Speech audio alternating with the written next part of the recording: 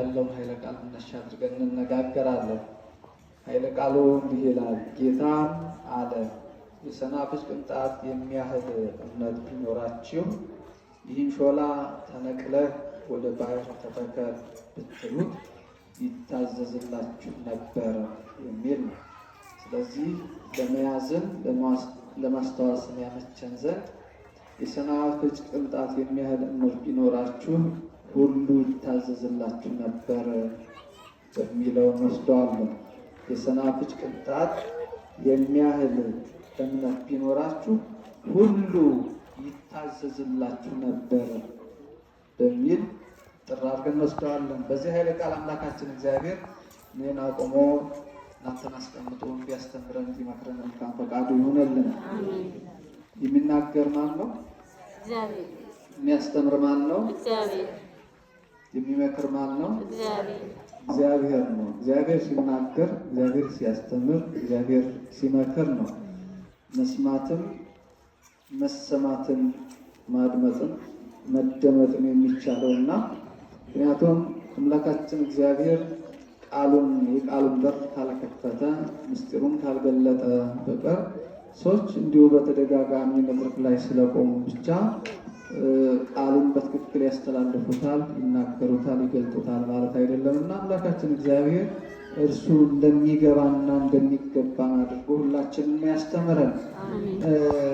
የሰናፍጭ ቅንጣት የሚያህል እምነት ቢኖራችሁ ሁሉ ይቻላችሁ ነበር ነው። ይቻላችኋል አይደለም።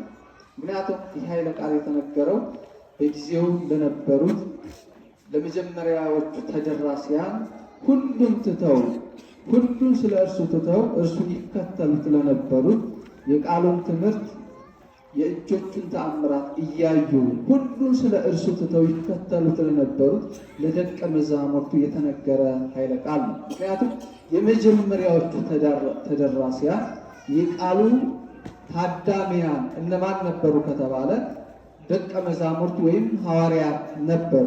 ስለዚህ ሐዋርያቱ ጌታ ለሐዋርያት ወይም ለደቀ መዛሙርቱ ይህንን ኃይለ ቃል እንዲናገር ገፊ ምክንያቱ ምን ነበር ከተባለ ገፊ ምክንያቱ ከነሱ የተነሳው ጥያቄ ነው።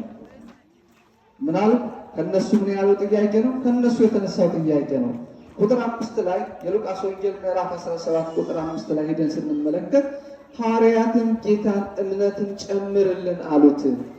ሐዋርያትም ጌታን እምነት ጨምርልን አሉት ነው የሚለው። ስለዚህ እምነት ጨምርልን፣ ልብ በሉ፣ ታች የሰናፍጭ ቅንጣት የሚያክል እምነት ቢኖራችሁ የሚያህል እምነት ቢኖራችሁ ሁሉ ይታዘዝላችሁ ነበር የሚል ኃይለ ቃል አይተናል። ሰናፍጭ የሚል ነገር ተጠቅሷል። ከዛ ሾላ የሚል ነገር ተጠቅሷል። ባህር የሚሉ ገጸ ባህሪያት ተጠቅሰዋል። እነዚህ ሁሉ እንዲነሱ ምክንያቱ ምን ነበር ከተባለ የሐዋርያት ጥያቄ ነው። ሐዋርያቱስ ይህንን ጥያቄ ምክንያቱም ሁሉን ትተው ሁሉን ስለ እርሱ ትተው ሁሉን ንቀው የነበራቸውን በሙሉ ወደኋላ ትተው እርሱን ተከትለውታል፣ በእምነት ወጥተዋል። አሁን እርሱን እየተከተሉ ጌታቸውን እየተከተሉ መምህራቸውን እየተከተሉ ያሉ ሐዋርያት ደቀ መዛሙርቱ ለምንድን ነው እምነት ጨምርልን የሚል ጥያቄ ያቀረቡት ከተባለ በእምነታቸው ገና አልጠነከሩም ነበረ። እምነታቸው ወደ ፍጹምነት አልደረሰም ነበረ። ገና በእድገት ላይ በሂደት ላይ ነበረ ማለት ነው። ለዚህ ጥያቄ ገፊ ምክንያታቸው ደግሞ የሉቃስ ወንጌል ምዕራፍ 16 ከቁጥር 1 ጀምሮ ስታነቡ ታገኙታላችሁ። ታሪኩ እንዲህ ነው የሚለው። የሉቃስ ወንጌል ብዙ ምዕራፍ 16 ብዙ ታሪኮች ያጨቀ የመጽሐፍ ቅዱስ ክፍል ቢሆንም እንዲሁ በበረራ እይታ ስናየው ግን የዛ ባለጠጋው ቀይና ነጭ ሐር ልብስ ይለብስ የነበረው ሁሉ የተሟላለት የነበረው ባለጠጋና በባለጠጋው ግቢ በድህነት በደዌ በቁስል ተመትቶ በዛ በባለጠጋው ግቢ ይኖር የነበረው የኖዌን ታሪክ ማነው የአልዓዛርን ታሪክ የሚተርክ ሐሳብ ነው። ታዲያ ይህ ባለጠጋ በምድር ላይ ሳለ ሁሉም ነገር አግኝቷል። ለስጋ የሚያስፈልጉትን ለቁመተ ስጋ የሚያስፈልጉ ነገሮችን በሙሉ የተሟሉለት ባለጠጋ ነው። ነገር ግን ለነሱ የሚጠቅመውን ነገር አላደረገም። ነዌ ደግሞ በምድር ላይ በችግር ሕይወቱን የገፋ ሰው ነው። ማን ነው? አልዓዛር ደግሞ በችግር በደዌ ሰውነቱ በቁስል ተመትቶ ሰርቶ ለመብላት የማይችል የሰዎችን እርዳታ የሚፈልግ ነገር ግን ችግሩን አይተው ሊረዱት ያልቻለ በችግር ያለፈ ከሰዎች ይልቅ ውሾች ያዘኑለት የረዱት ሰው ነው አልዓዛር። ነገር ግን ሁሉም አይቀርምና ሁሉም በሞት ተጠሩ። አምላካችን እግዚአብሔር መልካም ስራ ሰርተን እንዲጠራ መልካም ፈቃድ ይሆንልን። መልካም ስራ ሰርተን እንጠራለን፣ ከነክፋታችን እንጠራለን። መዳረሻችን ግን ያው የስራችን ውጤት ነው የሚሆነው። አልዓዛርም ተጠራ፣ ባለጸጋውም ተጠራ። ሁለቱም ተጠርቶ በእግዚአብሔር ፊት ቆሙ። አልዓዛር በምድር ላይ ተቸግሮ ስለ እግዚአብሔር መንግስት ተቸግሮ ያለፈ ሰው ነው። ኢየሱስ ክርስቶስ ሁለቱም በምሳሌ እያነጻጸረ ያስተማረበት ትምህርት ስለሆነ ነው። ባለጸጋው ሞተ፣ ወደ ሲኦል ተላከ። አልዓዛርም ሞተ፣ በአብርሃምና በይስሐቅ እቅፍ ተቀመጠ። ባለጠጋው ድሮ በምድር ላይ እያለ ከመሞቱ በፊት በምድር ላይ እያለ በግቢው በቁስልና በድህነት ይቸገር የነበረው አልዓዛር ከሞት በኋላ በገነት በቀደሙት አባቶቹ በአብርሃም በይስሐቅና በያዕቆብ እቅፍ በደስታ ሲኖር ተመለከተው። አሁን ታሪኩን እጥር ለማድረግ ወደ ዋናው ሀሳባችን ለመመለስ ይህ ባለጠጋ አብርሃም አባት ወይ አልዓዛርን ወደ እኔ ላክልኝና የእጆቹን እንጥፍጣፊ በእኔ ላይ ያንጠባጥብልኝ፣ ከዚህ ቃጠሎ ትንሽ እርፍ ልበል፣ እፎይታ ላግኝ አለ። አብርሃምም እንዲህ አለው፣ በእኛና በእናንተ መካከል ትልቅ ገደል አለና እናንተም ወደ እኛ መምጣት አትችሉም፣ አንተም ወደ እኛ መምጣት አትችልም፣ አልዓዛርም ወደ አንተ መምጣት አይችልም። ምክንያቱም ትልቅ ገደል አለ። ስለዚህ አንተን ባለበት ትቀጥላለህ፣ አልዓዛርም በዚህ ይቀጥላል አለው። ከዛም በኋላ ይህ በሲኦል ያለ ነፍሱ እየተሰቃየች ያለች ባለጸጋ ምን አሰበ? እባክህ ወደ እኔ መምጣት እንኳን ካልቻለ አልዓዛርን ወደ ወንድሞቼ ላከው። ወንድሞቼም እንደኔ በኃጢአት እየተመላለሱ በበደል በአመፅ ውስጥ ነው ያሉትና ይህ ሲኦል ይህ መከራ እንዳለ እንዲነግራቸው አልዓዛርን ወደ ወንድሞቼ ላከው የሚል ጥያቄ አቀረበ። የሚገርመው የመጨረሻው የሉቃስ ወንጌል ምዕራፍ 16 ቁጥር 31 ላይ እንዲህ የሚል ነው የአብርሃም መልስ። ኢየሱስ ክርስቶስ ለደቀ መዛሙርት ያስተማረበትን ነው። ሙሴንና ነቢያትንም የማይሰሙ ከሆነ ከሙታን እንኳ አንድ ቢነሳ አያምኑም የሚል ነው።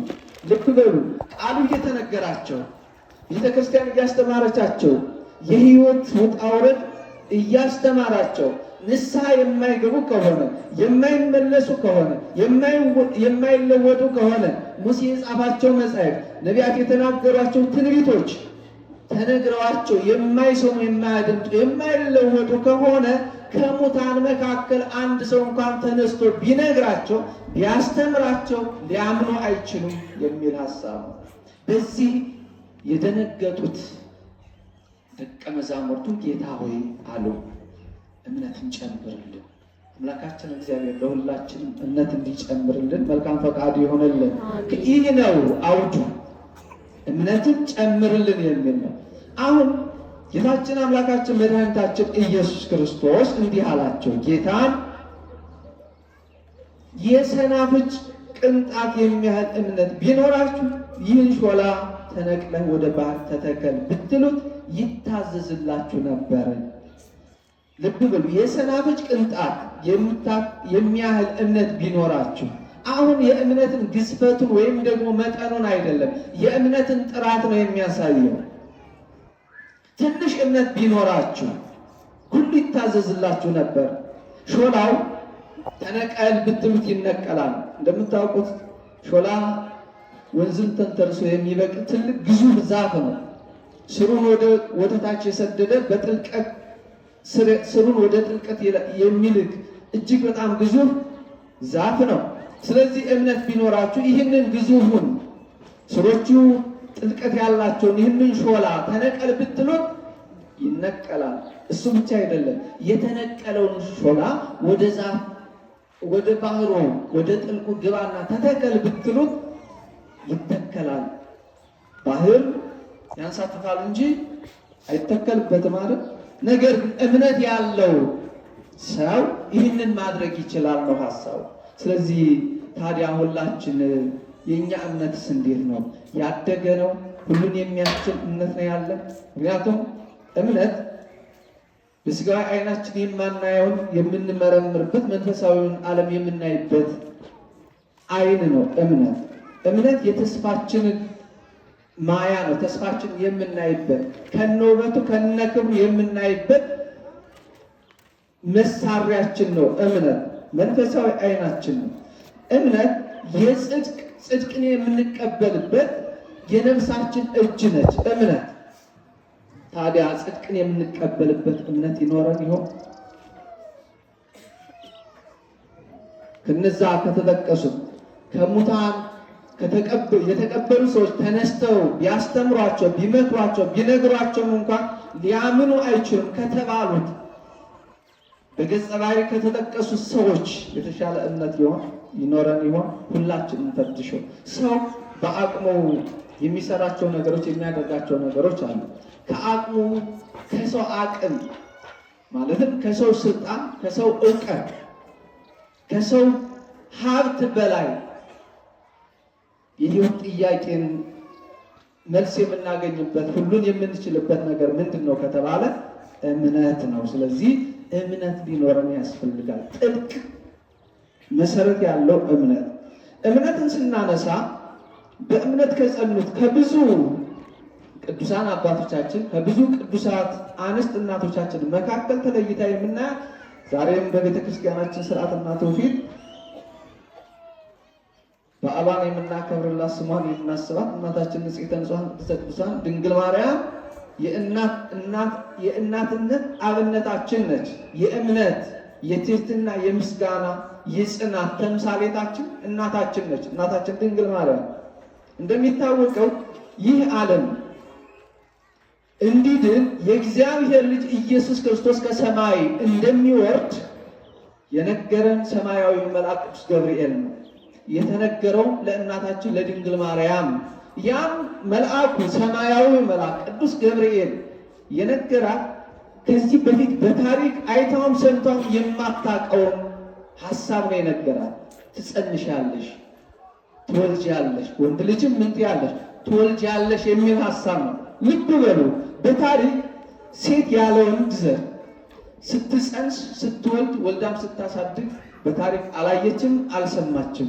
ነገር ግን ከብዙ ክርክር በኋላ መልአኩ ቅዱስ ገብርኤል እስመ አልቦ ነገር ዘይሳነው ለእግዚአብሔር የሚለውን ሐሳብ ሲያመጣ እናታችን ድንግል ማርያም ያንን የማታውቀውን ታሪክ እንኳን ቢሆን የእግዚአብሔር ችሎታ በእግዚአብሔር በችሎቱ መደገፍ ነበረባትና ይኩነኒ በከመ ትቤለኒ። እምነት ማለት ይህ ነው።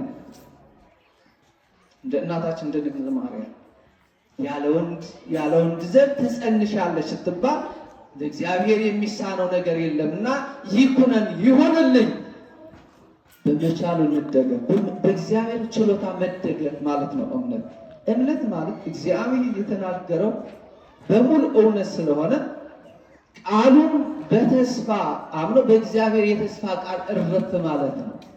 በእግዚአብሔር ክንድ ማረፍ ማለት ነው። እግዚአብሔር ሁሉን ይችላል፣ ሁሉን ያደርጋል ብሎ መቀበል ማለት ነው እምነት ማለት። ዛሬ በእምነት የጠየቅነውን ነገር እግዚአብሔር በእምነት እንደሚፈጽምልን እንደሚያከናውንልን መቀበል ማለት ነው። ስለዚህ ደቀ መዛሙርቱ እምነታቸው እንዲያድግ፣ እምነታቸው እንዲጠነክር፣ ሰማያዊ ምስጢር እንዲገለጽላቸው፣ መንፈሳዊ ዓለም እንዲታያቸው፣ ስጋዊው ሳይሆን ጊዜያዊው ሳይሆን ምድራዊው ሳይሆን ዘለዓለማዊው መንፈሳዊው ሰማያዊው ምስጢር እንዲገለጽላቸው በሰማያዊና በምድራዊ በረከት እንዲባረኩ ምን ያስፈልጋቸው ነበር? እምነት። ጥያቄያቸው እምነትን ጨምርልን ነበር። የኛ ጥያቄ ምን ይሆን? እያንዳንዳችን ጥያቄ ብዙ ነው አይደል? መልካችንም የተለያየ ነው፣ ጥያቄያችንም የተለያየ ነው፣ ፍላጎታችንም የተለያየ ነው። ብዙ ፍላጎቶች አሉ። እነዚህ ፍላጎቶቻችን ጠቅላላ ሲደረጉ መከናወን የሚችሉት መፈጸም የሚችሉት በእምነት በምንድን ነው ከተባለ በእምነት ወደ እግዚአብሔር ስንቀርብ ነው። ወደ እግዚአብሔር በእምነት እንድንቀርብ አምላካችን በቸርነቱ ይርዳን። ይህንን ነገር ጥርጥር አድርገን ለማየት በሶስት ዋና ዋና ሀሳቦች ከፍለን እና እንጨርሳለን። አንደኛ የሰናፍጭ ቅንጣት ለምን ተመረጠች የሚለው በዛን ጊዜ ከአዝሬት ወይም ከአትክልት መካከል ትንሿ የሰናፍጭ ቅንጣት ነበረች ተብሎ ይታሰባል፣ እንደሆነች ይታመን ነበረ። ስለዚህ ይህች ትንሽ ብትሆንም የሰናፍጭ ቅንጣት ትንሽ ብትሆንም በውስጧ ግን ምን ነበረ? ሕይወት ነበረ። ትዘራለች። ትንሿ የሰናፍጭ ቅንጣት ከተዘራች በኋላ አፈር ከለበሰች በኋላ ከበሰበሰች ከፈረሰች በኋላ ግን ታድሳ ትነሳና ትበቅልና ለወፎች እንኳን መጠለያ የሚሆን ጥላና ማደሪያ የሚሆን ዛፍ የመሆን አቅም ነበረ። ስለዚህ የሰናፍጭ ቅንጣት ትንሿ ይህን ያክል ዋጋ ካላት የእናንተም ትንሿ እምነት ትልቅ ዋጋ ታስገኛለች የሚል ነው። ትልቅ ውጤት ከትንሽ ጅማሮ ስለሚጀምር የብዙ ትላልቅ ውጤቶች መነሻቸው ምንድን ነው? ትንሽ ጅማሮ ነው። ስለዚህ ከትንሹ ስንጀምር እግዚአብሔር በብዙ እንደሚባርከን የሰናፍጭ ቅንጣት ምንም እንኳን መጠኗ አነስተኛ ቢሆንም ተዘርታ ስታድግ ግን ወፎች መጠለያ እስከሚያገኙባት ድረስ ትልቅ ዛፍ ትሆናለች። እሱ ብቻ አይደለም። በዚህ የምናየው የሰናፍጭ ቅንጣት እንዲሁ ተጥላ አይደለም የምትበቅለው። አፈር ትለብሳለች፣ ትበሰብሳለች፣ ትፈርሳለች። ከዛም በኋላ ነው ተነስታ ዛፍ ሁና ፍሬ አፍርታ ለወፎችን መጠለያ የምትሆኑ።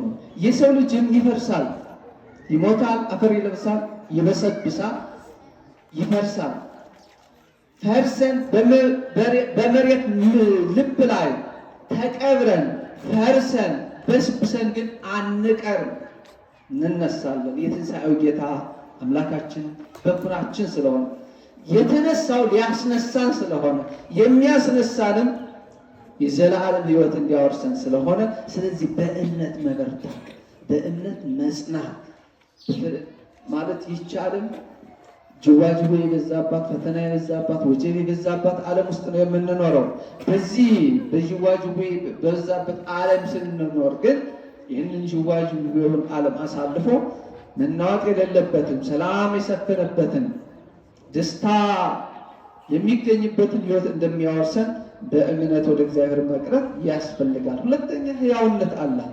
ሕያውነት ተዘርታ ተቀብራ በስብሳ ፈርሳ አትቀርም። ሕያውነት ሕይወት አላት በውስጧ። እኛም እንደዛ ሆነን እንነሳለን። ደቀ መዛሙርቱ በዚህ ምድር ላይ መከራ ቢጸናባችሁ፣ ብትገረፉ፣ ብትሰቃዩ፣ ብትሰደዱ፣ ብትራቡ፣ ብትጠሙም እንኳን ከዛ ባሻገር ሕይወት አላችሁ፣ የዘላለም ሕይወት ይጠብቃችኋል የሚል ነው። ስለዚህ እምነታችሁ ግን መጠንከር አለበት፣ መግዘብ ሳይሆን መጥራት አለበት። በብዙ ነገር ልናምን እንችላለን። እምነታችንን ግን ልንፈትሸው ያስፈልጋል። በገንዘባችን የምንተማመን ከሆነ፣ በስልጣናችን የምንተማመን ከሆነ፣ በቤተሰባችን የምንተማመን ከሆነ፣ አሉን በምንላቸው ነገሮች የምንተማመን ከሆነ እነዚህ ወደ እግዚአብሔር መንግሥት የሚያስገቡን አይደሉም። በእግዚአብሔር በመቻሉ ኃይል ልንደገፍ ያስፈልጋል። እግዚአብሔር ያሻግራል፣ እግዚአብሔር የዘላለም ሕይወትን ያወርሳል ብለን በእግዚአብሔር ልንተማመን ያስፈልጋል። ከዛ ውጭ የማይቻሉ የሚመስሉ ነገሮች የሚቻሉበት ጥበብ ነው እምነት። የማይቻሉ የሚመስሉ ነገሮች ሐዋርያው ቅዱስ ጳውሎስ ሁሉን እችላለሁ አይደል የሚለው? ሁሉን እችላለሁ ግን በምን ኃይልን በሚሰጠኝ በክርስቶስ ምን እላለሁ? ሁሉን እችላለሁ። ስለዚህ ሁሉን የምንችልበት ጥበብ ማን ነው ከተባለ እግዚአብሔር ነው። እናታችን ድንግል ማርያምን ሁሉን ማድረግ እንደሚችል ከደረቀ አለት ላይ ውሃ ማፍለቅ እንደሚችል ከደረቀ እንጨት ላይ ሕይወት ማምጣት እንደሚችል ያመነችው እናታችን ድንግል ማርያም ምንድነው? ይኩነኒ ያለ ወንድ ዘር መጽነስ እንደሚቻል አመነች። ያመነች እሷ ብፅዕት ናት ተብሎ ነው የተጻፈላት። እግዚአብሔር የተናገረውን ቃል እንደሚፈጽም አምና በመቀበሏ እሷ ምን ተባለች? ብፅዕት የተመሰገነች ተባለች። የተመሰገንን ለመባል ብፁዓን ቡሩካን ንዑዳን ለመባል ማመን ያስፈልጋል። አምላካችን እምነት እንዲጨምርልን መልካም ፈቃዱ ይሁንልን። ከዛስ ተፈጸመላት። የሚገርመው የእናታችን የድንግል ማርያም እምነት ከመጽነሷ ከመውለዷ በፊት የነበረውን ድንግልናዋን እንኳን አላሳጣም። አንዲት እናት ከጸነሰች ከወለደች በኋላ ድንግል ናት ማለት ይቻላል እንዴ? እንደ ሰው አስተሳሰብ ይቻላል? አይቻልም። እንደ እግዚአብሔር ችሎታና እንደ እናታችን ድንግል ማርያም እምነት ግን ተችሎ አይተናል። ከመጽነሷ በፊት ድንግል ነበረች። ጸንሳ ከወለደች በኋላ ድንግል፣ ቅድመ ጸኒስ፣ ጊዜ ጸኒስ፣ ድህረ ወሊድ፣ ቅድመ ወሊድ፣ ድህረ ወሊድ። ከመጽነሷ በፊት በጸነሰችም ጊዜ፣ ከመውለዷ በፊት በወለደችም ጊዜ፣ ከወለደችም በኋላ ምንድን ነች? ድንግል። ይህንን ምን አመጣው ከተባለ የእግዚአብሔር የመቻል ኃይል የእናታችን ድንግል ማርያም ይህንን አደረገ። የእናታችን የድንግል ማርያም እምነት፣ የእናታችን የድንግል ማርያም ትህትና ይህን አደረገ። ስለዚህ ከእናታችን ከድንግል ማርያም የምንማረው ብዙ ነገር አለ። በእምነት መጽናት፣ የማይቻለው እንደሚቻል እግዚአብሔር የማይቻለውን ማድረግ እንደሚችል በሰው ዘንድ የማይቻለውን ማድረግ የሚችል አምላክ እንዳለ በእግዚአብሔር ማመን ይጠበቅብናል። እምነት በመንፈሳዊ አይናችን የምናየው ነገር ነው። እግዚአብሔር የሚታይ አምላክ አይደለም አይደል? እግዚአብሔር ይታያል እንዴ? እግዚአብሔርን አይቶት የሚያውቅ ሰው አለ? እግዚአብሔር የሚታይ አምላክ አይደለም፣ የሚታመን አምላክ ነው። በመታመኑ ደግሞ ታምኖ የሚኖር አምላክ ነው። ታምኖ የማይከዳ አምላክ ነው። የሚያስፈልገን አስቀድሞ እንደሚያስፈልገን አውቆ የሚያደርግልን ታማኝ አምላክ ነው። ወዶ የማይጠላ አምላክ ነው። የመሸው የነጋው እኮ በእግዚአብሔር ነው። ጨለማው የተገፈፈው እኮ በእግዚአብሔር ነው አይደል? የመሸው የነጋው የሚመሸው የሚያስመሽና የሚያስነጋ ኃይል ስላለው እሱ እግዚአብሔር ነው። የመሸውን ያነጋልን አምላካችን እግዚአብሔር ስሙ የተመሰገነ ይሁን። ትናንት ወደ ዛሬ ለመሻገር እኮ ረጅም 12 ሰዓት የፈጀ የጨለማ ጉዞ አድርገናል። በእንቅልፍ ዓለም ውስጥ አስቡ። በእንቅልፍ አልፎ ዛሬ ላይ ቆሞ መሄድ እኮ እጅግ በጣም የሚያስደንቅ ነገር ነው። ተኝተን እያለ እኮ የሚፈጸመውን የሚከናወነውን ነገር ምንም አናውቅም። እግዚአብሔር ግን ይጠብቀን ነበረ። እግዚአብሔር በምኝታችን ይጠብቀን ነበር፣ ይንከባከበን ነበር። እንቅልፍ በሚባል ማሳለፊያው ወደብ ነው፣ ሀዲድ ነው ያሳለፈን። ስለዚህ የእግዚአብሔር አሰራር እጅግ ጥልቅና ረቂቅ ስለሆነ በእግዚአብሔር አሰራርና በእግዚአብሔር ችሎታ ላይ በእምነት ልንደገፍ ያስፈልጋል። ጊዜያችንን ለመቆጠብ ያክል ትምህርታችን እዚህ ይበቃናል። በእምነታችን ጸንተን ንስሐ ገብተን ቅዱስ ሥጋውን ክቡር ደሙን በልተን ጠጥተን ስሙን ቀድሰን ክብሩን እንድንወርስ እግዚአብሔር በቸርነቱ ይርዳን። ከእናታችን ከድንግል ማርያም ጸጋና በረከት እንዲያሳትፈን ከእናታችን ድንግል ማርያም ምልጃና በረከት እንዲያሳትፈን መልካም ፈቃድ ይሆንልን። ወስብሐት ለእግዚአብሔር። ይቆየን።